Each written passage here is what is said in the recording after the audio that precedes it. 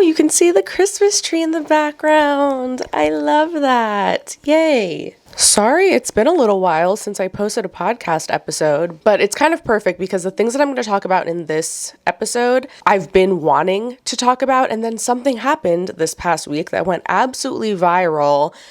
And it just ties in so perfectly to what I wanted to talk about anyway. And a lot of you guys have been reaching out to me asking me my thoughts on it. But hey, welcome back to Literally Dying podcast. If you're new here, my name is Sam. I am a hairstylist of 8 years, hence why dying is spelled D-Y-E-I-N-G. You know, little play on words. So we're going to talk about the Hair by Chrissy drama that's been going on. And if you don't know what I'm talking about, don't you worry, I will fill you in. But it's such an interesting thing that's been going on. And I have seen so many people talking about it online and getting all the different perspectives. And I just think it's such a great moment for all of us to kind of reflect, like us as hairstylists, especially, of course, but even as a client going to get your hair done at a place. It's given me so many things to think about, and I have a lot to say on this topic. So let's just jump right in. So Hair by Chrissy is a hairstylist. I believe she's located in Arizona. I've been following her for a few years now, but she's kind of known as like an influencer hairstylist. I don't know her background. I imagine she has been in the industry for a while, but I think around like COVID time, she really started building up her brand and her online presence. And I know a lot of influencers have spoken out recently and have said that during the time when she was like really trying to grow, she was reaching out to a lot of influencers and offering to fly them out to Arizona to do their hair for free. I know a lot of influencers go there and they get, either free hair in exchange for content or a discounted rate. And that's a lot of what you see on her page. Most of the people that she's posting are influencers. They have big followings of their own. And Chrissy now has like over 1 million followers on Instagram, I believe. Let me see. And apparently there was like some drama with her too around COVID when she was like starting to grow. She got the nickname Hair by Crispy because apparently she fried some people's hair off. I'm not really sure about all of that. I started following her a few years after that. Yeah, she has 1.4 million followers on Instagram. Okay. And her page says online extension and color training, shop clip-ins or hand tied now, Arizona and Orange County. Okay. So she's in Arizona and California. And she does have her own extension brand. So you can buy extensions from her as well. And let me see, I haven't checked out her website. So she does education as well for hairstylists. She has a color formula lookbook and an app. She has a link where you can shadow her. You can get certified in her extension method. Interesting. It doesn't appear as though her salon has a website, or maybe it does, but it's not on her Instagram anyway. It says if you want to book an appointment, DM her. Interesting. So even the salon's Instagram page, their link in bio takes you to a site for education. And then she has another Instagram page just for her hair extension company, which the website in their bio just brings you to the site where you can shop their hair extensions. So it doesn't seem as though, like, just looking from an outsider perspective, if I were a client trying to book an appointment at the salon, it looks like you just have to DM whoever, either Chrissy or one of the stylists that works at the salon. Because I'm pretty sure she has a big salon. It's not just her and all of her assistants. I've seen videos of people online talking about how they've gone there and they've seen other stylists at the salon. So seems as though she kind of has like an empire going, right? So she has a salon where she has stylists that work there taking their own clients. She also takes clients Then she has all of her different types of education, online education, guides that you can purchase, courses you can purchase, in-person shadowing opportunities, in-person classes, group classes. Then she has her hair extension line that you can purchase the actual hair. Am I missing anything? And then obviously she is an influencer as well because she has all these followers and she is on TikTok and YouTube and all of these places as well. So baby girl is busy and she is racking in the money, I'm sure. Wow. Good for her.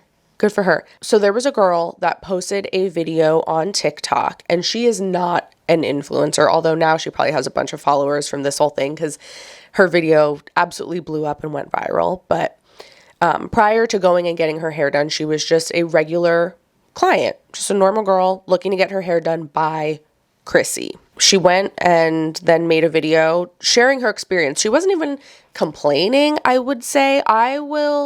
Let's play the video. And I'll kind of cut it up in this because I don't want to deal with copyright stuff, but I will have a link to the full TikTok video in the description if you want to go listen to it in full. So let's play this. It's a little bit overwhelming because everyone's kind of grabbing your hair everywhere. There's like 10 people around you. And Chrissy's nowhere to be found. Obviously, she has a lot of followers and a lot of people are coming to get their hair done by her. But it was a little bit disappointing to like pay the price that I did for the service. I think she might have touched my hair for 60 seconds. And here's the receipt. So that is just the price of Chrissy touching your hair. And when I tell you she touched my hair for 60 seconds, I'm restating this because I don't think it's talked about enough. When you're not famous and you go to Chrissy, she doesn't actually spend time on your hair. You walk in, she touches your hair, asks you what you want, then she tells everyone what to do on your hair. But the problem is when you have 10 people pulling your hair every way and like dyeing your hair, they're all kind of on different pages. But I don't know, it just didn't meet my expectations how I was expecting it to with the price that I paid. But again, you're never 100% gonna be happy and it's never gonna 100% be perfect. So it's how you really lay it out in this situation, I guess. I feel like I'm just more upset about the fact that like, I was like, oh, I'm gonna go get my hair done by Chrissy. And it wasn't even Chrissy who did my hair. When I tell you there's so many famous people in there, like there was like 3 girls like filming like a TikTok and then there was other people getting the makeup done. Like overall, I really love my hair and I just wanted to be honest with you guys because I've never seen someone do a video like this. So basically, to sum up her video, she was just sharing what the experience was like. She already was blonde. She just wanted to be blonder. And I believe she already had extensions. They just replaced them and put different extensions in, like their own line and their own method. She said that she likes her hair. She's happy with it. It's fine. But the experience was just not what she was expecting. And she was excited to get her hair done by Chrissy because she's this big deal. She's this big like celebrity influencer hairstylist and she sees her stuff online everywhere and she just thought that it looked like a really cool experience that she wanted to have for herself. She was willing, obviously, to pay the high price point, thinking that Chrissy was going to be doing her hair and she was going to get this like really cool experience that she sees all over her social media. And when the experience did not live up to her expectation, she was a little disappointed. But to me, I don't even think she was complaining or trying to like shit on Chrissy or the salon or anything like that. She just kind of wanted to share like behind the scenes insight, which I think is interesting because I think that all the time. You know, you see these things on your social media page and it's like, oh, wow, that looks so cool. You want to know like what is the actual experience like when you're there in person. And the video absolutely blew up because people, I think, are mostly up in arms about the price point, which we'll get to in a second. But as a result, you know, the internet being the internet, I'm sure tons of people saw this video and then were like reaching out and attacking Chrissy. I don't know, but she decided to kind of like passive aggressively respond and posted, I think it was on her Instagram story, a series of slides with screenshots of the text messages between her and this girl when they were booking the appointment. And then also just like kind of these snarky comments like, oh, $4,000 hair. I don't know. It was just like passive aggressive, rude, unprofessional. She clearly was like emotional. Like I'm sure she was just getting annoyed and upset or whatever by, I imagine, all of the messages that she had. That probably is what bothered her more than the girl's actual video. Who knows if she even honestly watched the girl's entire video. But it was just like, I don't know, that's just very unprofessional. And I know some of you are probably like, well, you make client horror story videos all the time. Like, isn't that hypocritical? But the difference is I make videos that are like, I try to keep them as anonymous as possible. I don't include screenshots of anything. Most of the time, I don't even include photos. I don't include names. You have no idea who these people are. And these are just normal, regular clients. And I also don't have over 1 million followers. And, you know, for all you know, when you're listening to my stories, I could be making them up. You don't even know if they're real people that I'm talking about. And I'm just sharing them for like entertainment, but also like educational purposes. I always say, you know, I learn from all of these experiences that I have, good or bad. And so I want you to learn from them as well and know that you're not alone if you go through something similar, et cetera, et cetera. This though, like having a client who I wouldn't even say was an unhappy client post a video publicly about you. If you want to respond at all, I feel like you should reach out to her directly. And then, you know, maybe make a video and just kind of, if you feel the need to defend yourself, I don't know, but to be like trying to like clap back at her kind of, it's just not necessary. Because I feel like the girl was very sweet and wasn't trying to like hate on her or anything. But okay, let's just talk about the receipt, because I don't want to get ahead of myself. Like I said, I have so many different thoughts. So yeah, her total bill for her hair before tax and tip was $4,152.50. It's a lot of money for one hair appointment. So $1,000 of that was just the hair extensions alone, which I don't do hair extensions personally, but as someone who has had them and obviously is in this industry and is familiar, I think that's totally reasonable, honestly. Hair extensions are expensive. I mean, the hair itself is expensive. It just is what it is. And if you want good, high quality hair, it's going to cost you a lot. So that's pretty standard. Because, I mean, the hair, if you're taking care of it, it's going to last you a year at least. So it looks like she got 2 different colors of hair extensions, and they were 22 inches long, which that's pretty long. So again, the longer the hair is and the more of it you get, and if it's custom colored and all that, it's going to make it more expensive. So that was $570 for the one color and then $456 for the other color. She got a little less of that one.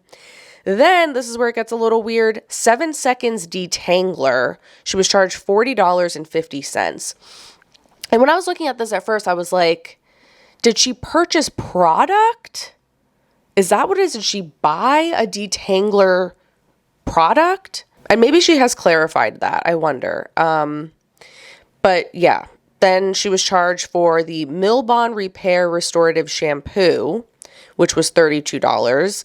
Then the Milbon Repair Restorative Treatment, which was $44. And then a repair serum was $36. So a lot of people, I think, were assuming that that was just for like her to get those products used on her, which could be the case. Charging someone $32 though for just to shampoo them with a particular shampoo, and then $44 for a treatment, $36 to put a serum in their hair. I don't know. To me, it's definitely possible, but I also wouldn't be surprised if she purchased those products.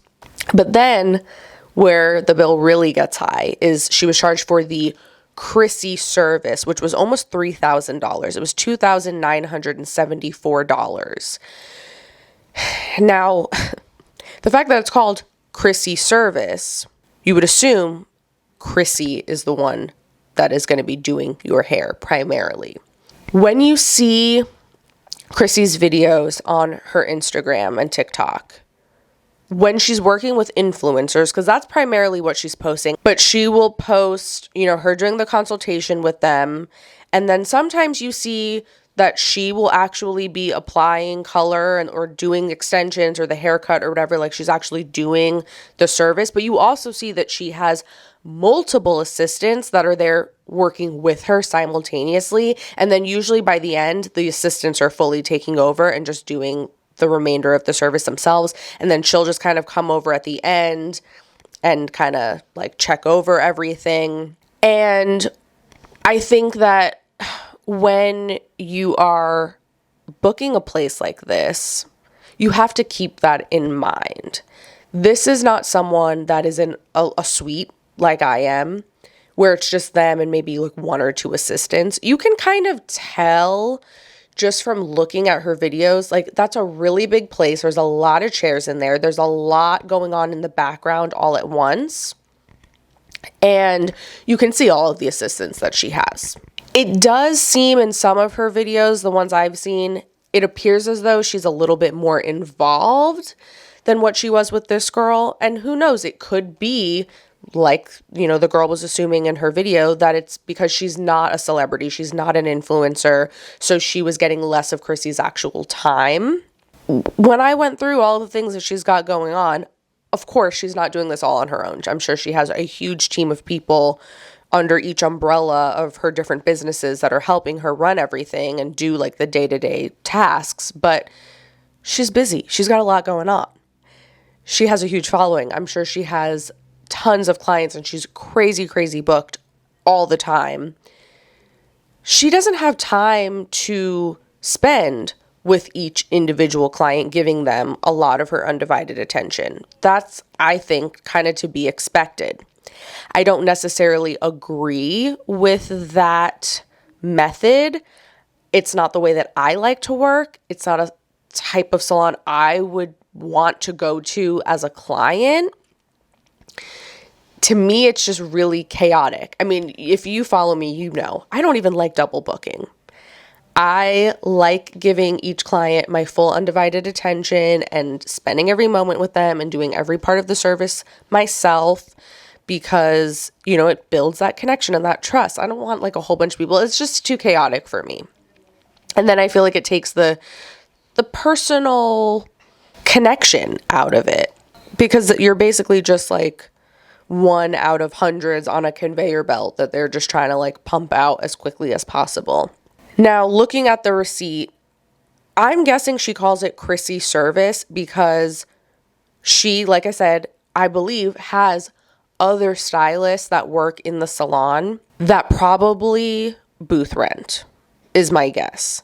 And so Chrissy service just means you're coming into her salon, but you are going to be booked under her as one of her clients, meaning her assistants are going to be primarily doing your hair, but as opposed to being with another stylist who's going to be doing your service.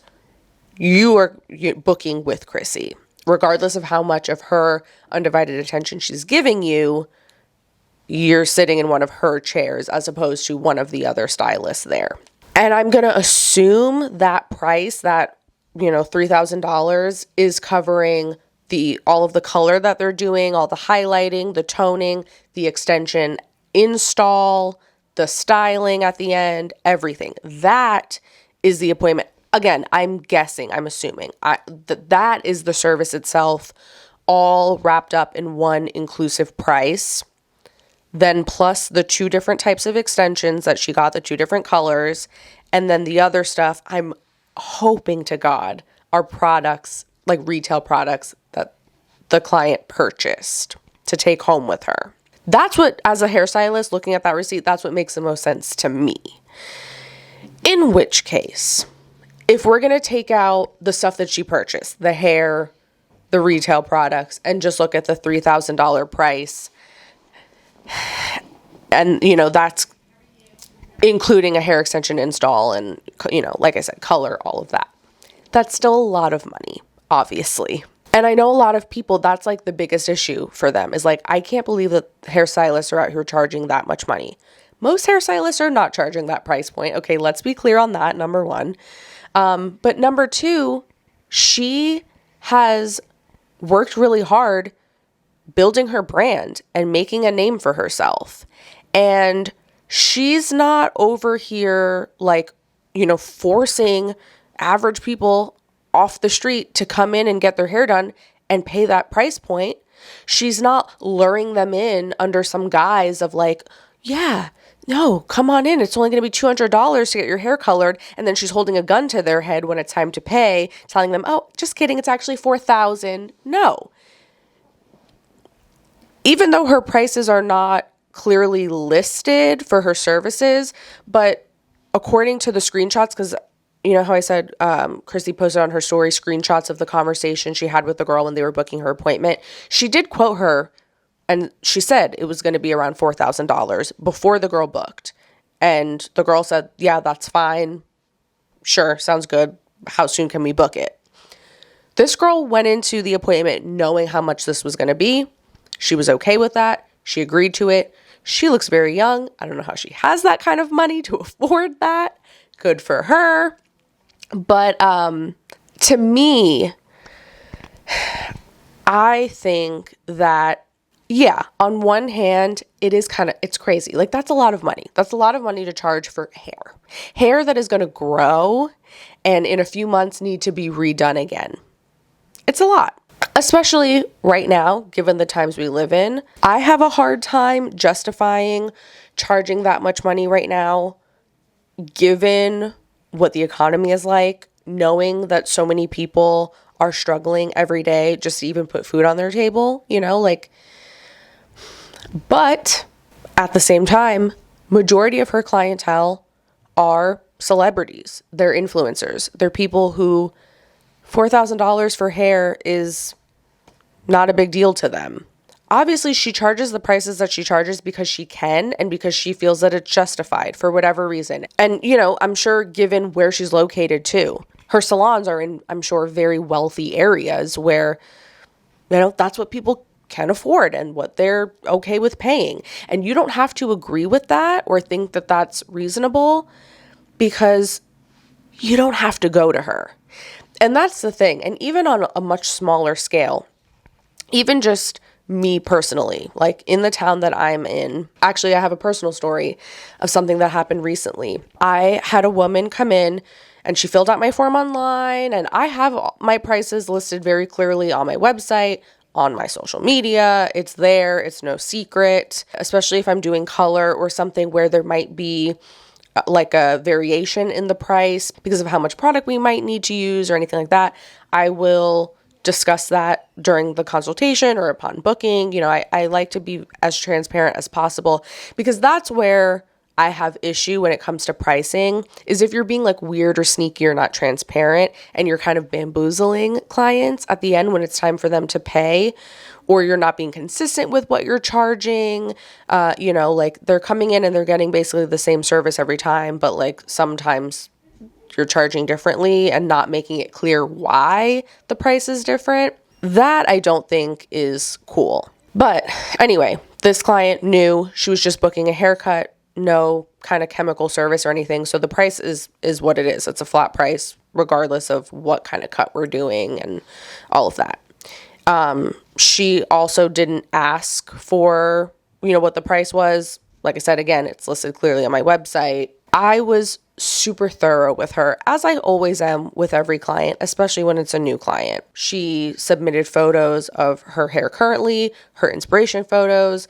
She had her hair a little bit past collarbone length, like medium length hair. And she wanted like a shoulder length, diagonal forward, like a lot shorter in the back, longer in the front, kind of, like the Karen cut kind of. But she barely had any length in the front because she had so much breakage, because she told me she washes, blow dries, and flat irons it every single day and doesn't care about the products she's using, doesn't use heat protectant, like just does not take care of her hair. And so she had all this breakage and her hair was super, super, super yellow, like literally neon. When I tell you, she walked in and I thought like that she put a green fashion color on her hair and this was just like the leftover faded bit of color. No. that was purely just from like mineral buildup in the water and flat ironing it on high heat every day with no heat protectant. We discussed everything, what she does with her hair, her normal routine. We talked about the cut and how the particular cut she was looking for wasn't going to really work out because of the breakage she has in the front. But we talked about different alternatives and, we could do this. How do you feel about that? Super thorough, because I want to make sure that you're going to leave happy and feel like you're getting what you are asking for. But I also want to make sure that you're understanding what you're asking for and that it's going to be what you're expecting. I'm not going to just take a photo and be like, okay, this is what you want. Yeah, great. Let's do it. I want to make sure too that like it's going to work with your lifestyle and your routine and how you normally style your hair. So we came up with a good game plan. I was feeling good and really confident going into it. I even offered to shampoo her hair with purple shampoo because I didn't want to have to like add on a toner and, charge her more for that. But I was like, we can let the purple shampoo sit for a few minutes and kind of tone out some of that yellow a little bit, do the cut, feeling good about it. It was a damn good haircut. Like I felt really good. There's for sure been times where I have a situation that's like a little weird with a client and then I look back and I'm like, well, I could have done XYZ differently or better or whatever. This appointment, I am telling you, I couldn't have done anything better. Like I was so thorough. I was really on my A game. I feel like I had good communication. Anyway, at the end, I go and I tell her the price, and she literally is like pulling her card out and she looks at me and goes, Jesus Christ. And then just like hands me her card. And I was like, excuse me. It's one thing if you're in a salon, like a big salon, and the receptionist is checking you out and the stylist is nowhere in sight and it's like, okay, well, whatever. You're just reacting that way to the receptionist. It is what it is. But like, that you're here in my suite. I am the stylist that just did your hair. I am also the owner who makes the prices. And also my prices are listed clearly online. So if that seemed too high for you or unreasonable for you, you could have went elsewhere. I don't know you. I did not reach out to you. I did not force you to come in and get a haircut. You reached out to me requesting one. I spent my time, my product, my skill that I've spent a lot of time perfecting over the years. You could have did your own haircut if it, or go to one of the like walk-in chain places if you want something cheaper. I guarantee they would not have been as thorough as I was.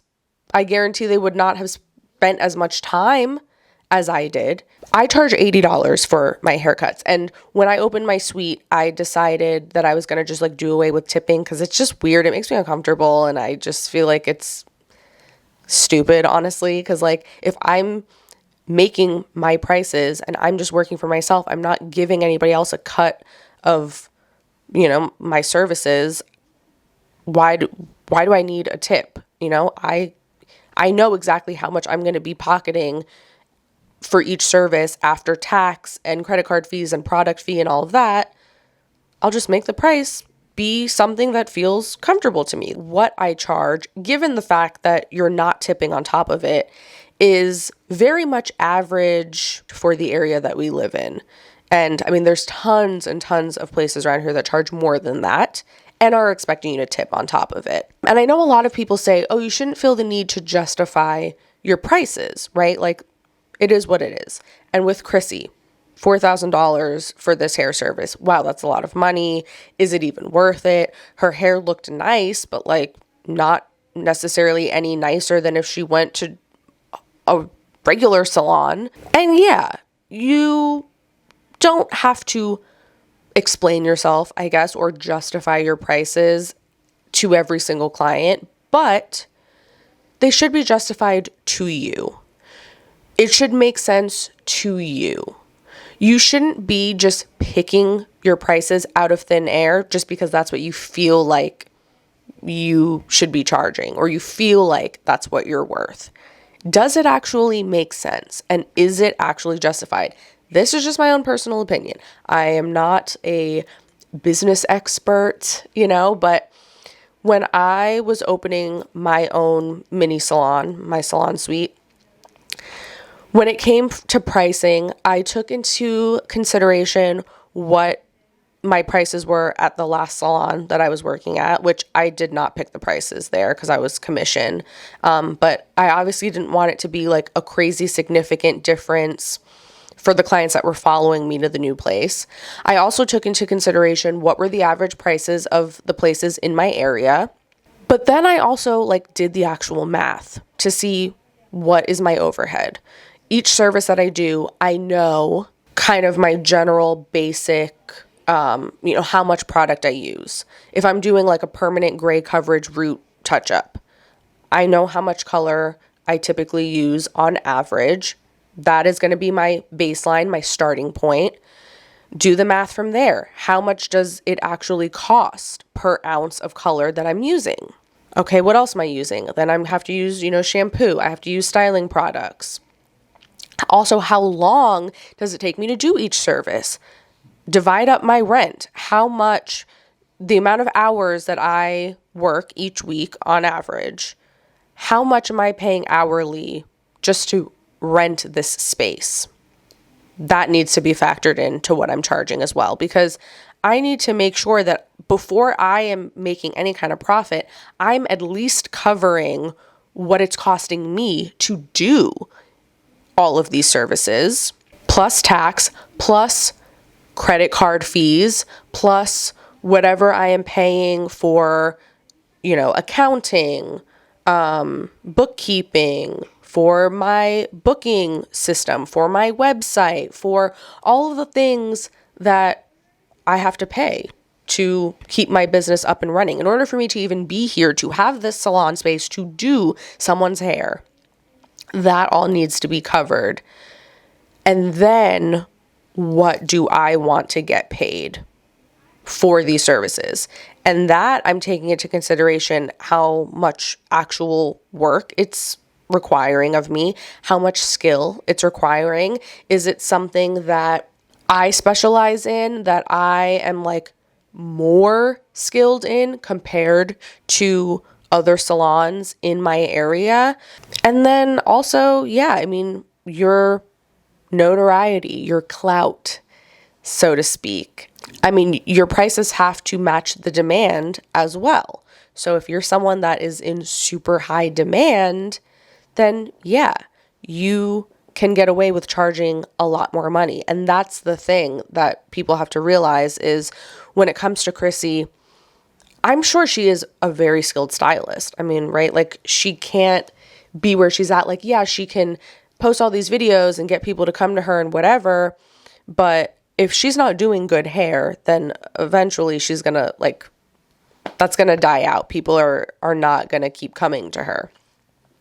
So obviously, she's doing good work. She's skilled. She's, she knows what she's doing. She has lots of experience. But there are also tons of other hairstylists out there that have probably just as much experience, if not more than she does, are probably just as talented, if not more than she is. But they're not charging $4,000 because they don't have the demand that she has. They don't have the celebrity influencer status that she has. And that just is what it is. Again, you don't have to agree with that or think that it's justified. You also don't have to go to her. And that's what always bothers me when people complain about prices. Yes, you are absolutely entitled to have an opinion and think that something is too expensive. You have to understand that everyone is different, everyone has different budgets, and everyone has different priorities too. You could have two different people that make the exact same salary, and you could charge them the same thing for the same service. One person might think, oh yeah, that's great, no problem. The other one might be like, oh no, that's way too expensive. I can't afford that. They probably can afford it, but it's just not a priority to them. They would rather spend that money on vacation or on their luxury car payment or whatever. So everyone has different priorities and different opinions, and that's fine. If something is out of your price range or just more than what you feel comfortable paying or what you think is justified, that's fine. You don't have to go to that person. Especially nowadays, this industry has just been absolutely booming in the last few years. There are more hairstylists now than ever. You have so many other options. And it's not even like how it was.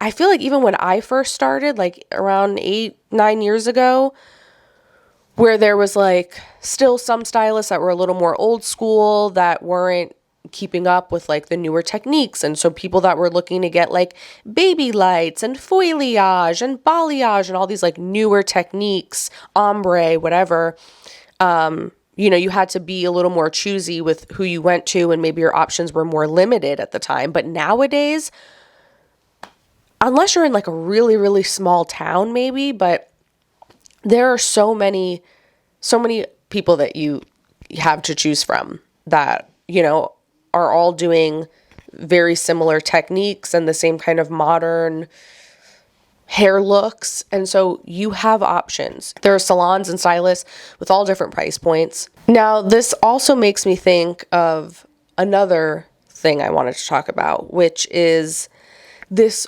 weird rise in hair influencing and the need to not only put everything on social media, but literally shape your business around social media. Like having your business just so that you can make content and just so that it looks aesthetic for other people to post content.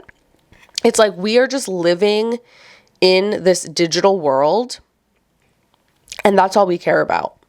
We care more about what something looks like to strangers on the internet than we do about what the actual real life experience in the flesh was. And I think about this all the time because being a vlogger, content creator, whatever you want to call it, I love what I do, but then there's times that I really hate just the whole concept in general. And I'm really bad. I say this all the time in my vlogs. It's rare that you will see a lot of footage of me on the weekends, like out with my friends and enjoying. Like maybe I'll get like a couple little clips or something here and there, but most of the time I forget or I'm just not showing much. I'm terrible at vlogging like vacations and stuff like that because I'm busy living in the moment. I'm not thinking about, oh, wait, let me pull out my phone so I can take a picture of this or record this. Because when I'm busy trying to do that and worrying about like, is this in frame? Is it focus? How is this looking? Am I getting a good angle? I'm looking at it through my phone and I'm not actually like looking at it in person and enjoying it in the moment. And I hate that. I was listening to a podcast recently. I can't remember who it was, but they were talking about how nowadays, we're recording everything. You go to your child's like Christmas recital and you're watching it through your phone screen as you're recording it. And it's not the same. Like even though you're there in the moment, but you're worried about how it's showing up in video rather than just like being fully in the moment. And when it comes to doing hair, yes, sometimes I will set up my camera and I'll record the back of my client's head as I'm foiling them or whatever, and I'll try to get some clips. Like it is part of the job nowadays. If you have your own business, you do need to be getting content and you need to have, not always, but it definitely helps with growing your clientele to have an online presence. That's how people find you, and it's nice for them to feel a connection to you and kind of get to know you because again, with the industry being so saturated now, you need to be able to stand out. And what better way to stand out than by like showing people behind the scenes of what it's going to be like when they come to see you and getting personal and sharing stuff about yourself and showing your work and all of that kind of stuff.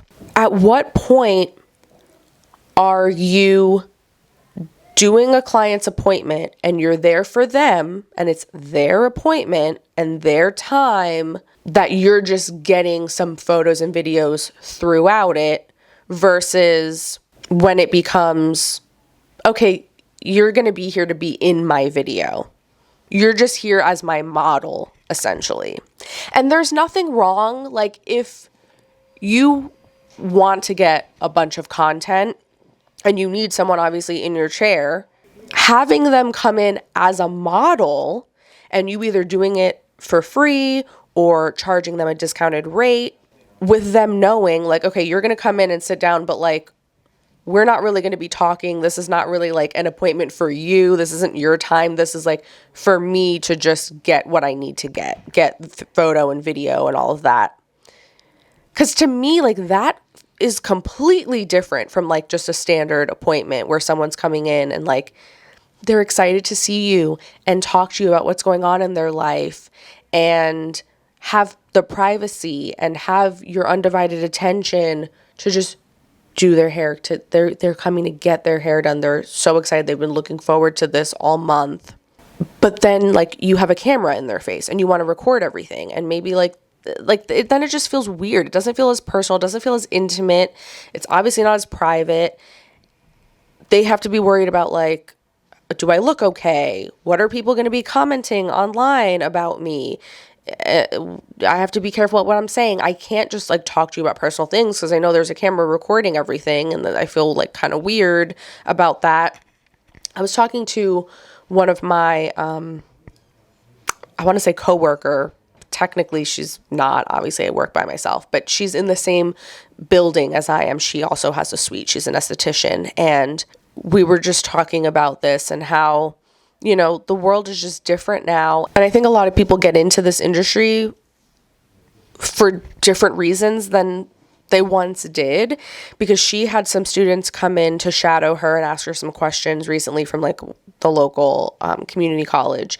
And a lot of them were just, all they wanted to talk about was like social media and getting content and influencing. And that's what they were like really excited about. And that's all they cared about, was like growing a following online and getting aesthetic content and becoming like a skin influencer, as opposed to like, I want to be an esthetician because I want to help people feel beautiful about themselves. I want to provide a good experience for each client that comes and lays on my bed. It was more about, I want strangers that are online to like what I do and think that it's interesting to watch. And I think with hair, it's the same thing. It's like, you see so many videos online of these hairstylists and it's so performative. And even if it's not, I mean, there's a lot of videos that I see of people like just recording their consultations with clients, which I think is great. I love watching those kinds of videos. They obviously do really well. They can be very educational, and it's cool and I think helpful to hear like, what are you talking about during the consultation? And then what do you end up doing? What does the end result look like? This is stuff that I talk about all the time, right? Like, you got to be thorough during the consultation. You need to discuss XYZ, blah, blah, blah, blah, blah. Have the expectations be realistic. But it just feels with certain clients, I guess, not as much. But I don't know, it just feels like really intrusive. And it feels like you're inviting a big audience into this space that should be more intimate. And it becomes more about getting the content. And again, like, okay, how can I make this interesting so that people are going to watch this, as opposed to, this is your appointment for you. I'm here for you. This is your time that you're paying for. I don't know. It's just, it's weird. And again, I know that like I do it too. And I think that especially if you have like younger clients that find that stuff kind of fun and they find it like exciting, like, oh, I'll get to be on your page. Oh, we're going to record this. Oh, we're going to make a fun TikTok out of this. Oh, we're going to film these like fun transitions together. Like, this is so great. Then that's fine. But I guess what I'm trying to say is if you are not that type of stylist and you don't have the clientele that are on TikTok that want to be in videos, and you just have a hard time getting content, or you don't feel comfortable doing it or asking, that's okay, because you're still offering people something very valuable. And I mean, you're in the industry for the right reasons. You're doing it because you want to help people and you want people to feel good and you want to care for them. I've been slightly pulling back a little bit on recording all of my appointments because I prefer to be in the moment and give my clients their time that they're paying for and not be worried about, oh, hold on, now I got to move the tripod, or, oh, I ran out of space on the memory card. Let me delete some stuff, or, oh, I got to change the battery, or, But to go back to Chrissy and her salon and that whole thing, I think that it's to be expected. Obviously, that's what they do. And it was interesting, hearing this girl's story about what it was like there and how there was just so much going on and everybody's recording TikToks everywhere. And it was just basically like one big TikTok factory. Yeah, it makes sense. It really makes sense. And I think that that's what you should expect if you go to book at a place like that. And I think it's a good lesson of, just because someone has a lot of followers online and they're able to make everything look all glitzy and aesthetic and make themselves seem like such a big deal, it doesn't necessarily mean that you're going to get anything that's better than just your local hometown hairstylist that maybe only has like 100 followers on Instagram, What you're seeing online is not always the reality of what it is in person. And I meant to mention this when I was talking about pricing. You got to consider the experience, because a lot of people will tell you, and I used to preach this because this is what I was always told, charge your worth. Charge your worth. Who cares if somebody says that you're too expensive? Charge your worth. What is your worth truly? Because again, however many followers you have on social media and how aesthetic your page looks isn't what's important. At the end of the day, yeah, obviously the hair has to be good.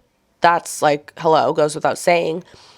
But it's also the experience. That, I think, is what you should be mainly charging for. Right? Like the hair itself is the baseline. That's just, of course. But then when it comes to like making your prices be a little bit higher, you want to charge these luxury prices. Are you giving your client a luxury experience though? And to some people, luxury, when they think of a luxury salon, that's what they think of. They think of a place where there's so many people and the stylist barely sees you because they're just so busy with all the other clients they have at the same time. And so you're mostly getting worked on by assistants. But to me, personally, I don't want to be paying a high price tag for that. That's not luxury to me. To me, that doesn't feel worth it. To me, luxury means I am getting your full undivided attention. You're putting a lot of care into the appointment and the full experience. You're offering me beverages. You're offering me a blanket if I'm cold. You're being careful with your application and neat, and you're not messy and flinging color all over the place and staining the crap out of my skin. Your shampoo bowl is really comfortable. You are asking me if the temperature feels good. You're not soaking me with water when you're washing out my hair. You're giving me a hot towel. You're like, you're paying attention to the details. I come into your space and it's clean, and the booking experience is really good and smooth and feels professional. those are the things that I think justify you charging a little more and making your prices more, luxury. Make sure that your price is actually matching what you're giving to your client. Don't get cocky and think, oh, well, I have this following, I have all this experience, I've built up this brand, and so whatever. And like for Chrissy, I think that if people are booking with her and expecting a little more time from her, I think that she should spend a little bit more time with each client. I understand that she doesn't have the time to be there with them the entire, every single moment.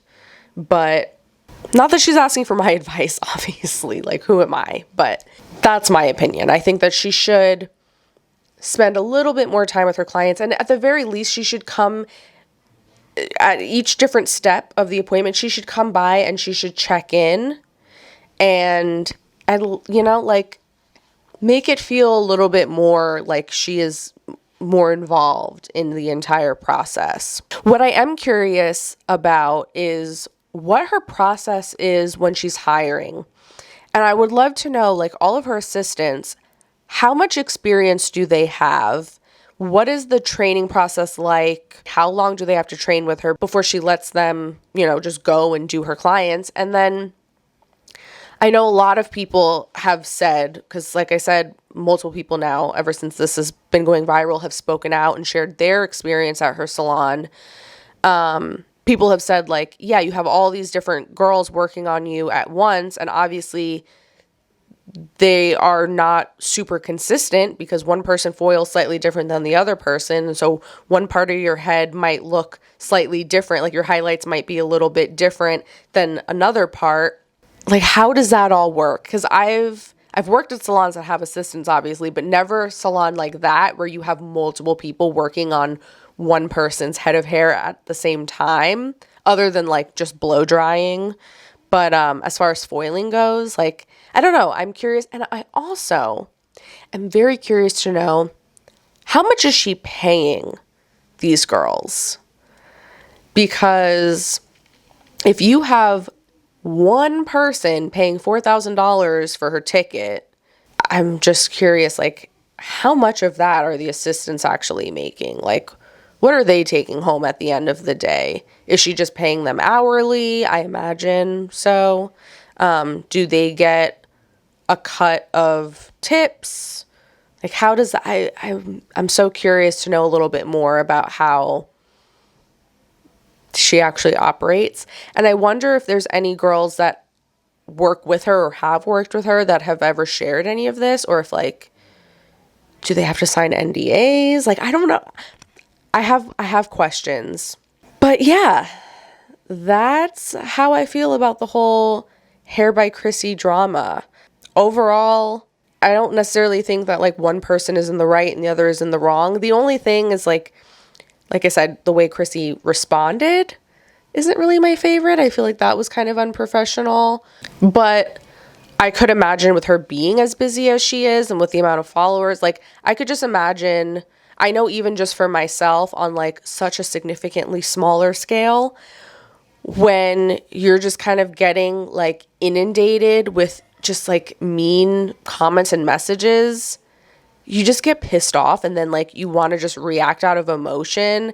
And I mean, there's been so many times where I've clapped back at someone, and then a few days later I'm that was a little harsh. I should have just not said anything, or just played it more cool. So it could have just been that she was in a moment and just kind of word vomited a lot of that stuff, so to speak, which, we are all just humans and we're all doing this life for the first time. So we're learning as we go. But let me know what your thoughts are on the whole situation and also all the other little side tangents that I went on. Do you think $4,000 is reasonable for what she got? Do you feel like it's too much? I I want to know all of your thoughts, so comment them down below. And if you are listening to this the same week that I am posting it, I hope that you have an amazing Thanksgiving. For all that celebrate, all my people in the US, I hope that you enjoy your weekend. I hope that you get to have some time with family or just time to yourself to just relax and rot a little bit. That's what I will be doing. I'm just staying home, and my boyfriend and I are just having a little mini Thanksgiving, the two of us. And I'm really looking forward to just relaxing, eating some comfort food. But that is it for me this week. Thank you guys so much for listening. I will see you next Monday with a vlog. I have a vlog that's going to be going up for you guys. So yeah, I will see you then. Bye.